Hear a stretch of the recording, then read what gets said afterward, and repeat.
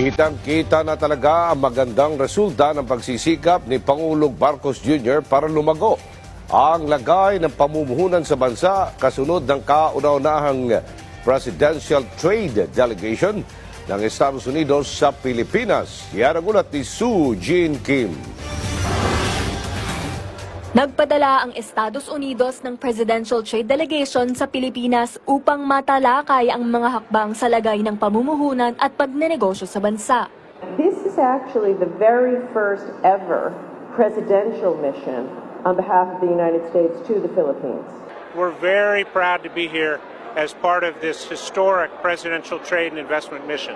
Inaasahang nasa higit $1 bilyong o 55 bilyong piso ang halaga ng investment ang tinatayang maipapasok ng Presidential Trade and Investment Mission o PTIM na pinangungunahan ni U.S. Commerce Secretary Gina Raimondo, kasama ang ilang top-level executives mula sa 22 American companies at business organizations. Binibigyang prioridad ang renewable energy, electric vehicles, digitalization at telecommunications. President Marcos, it seems to me, is doing all the right things to make your country more business-friendly, easier to do business in, and that's just music to our ears.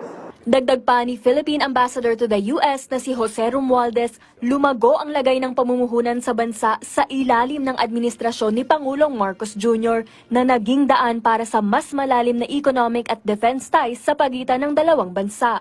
Inaasahang bibisita rin sa bansa sa darating na mga araw si U.S. Secretary of State Antony Blinken para dito. Nais ding bigyan ng PTIM ang nasa mahigit 30 milyong Pilipino ng training sa digital at artificial intelligence upang mas umangat ang kwalifikasyon ng mga Pilipino at makakuha ng mga trabahong mataas ang sweldo.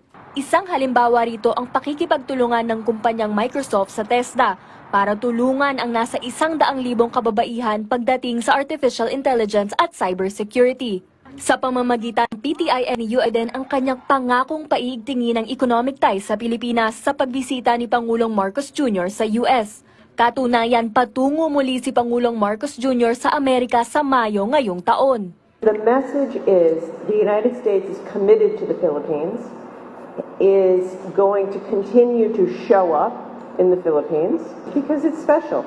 Sabi naman ni Trade Secretary Pascual, ang pagtutulungan ng US at ng Pilipinas ay makabubuti sa ating pagiging strong, dependable regional partner. Ang pagdating ng PTIM sa bansa ay sagisag ng matagumpay na presidential visits ni Pangulong Marcos Jr. para paigtingin ang trade and investment relations sa mga rehiyon. Sue Jean Kim para sa Pambansang TV sa Bagong Pilipinas.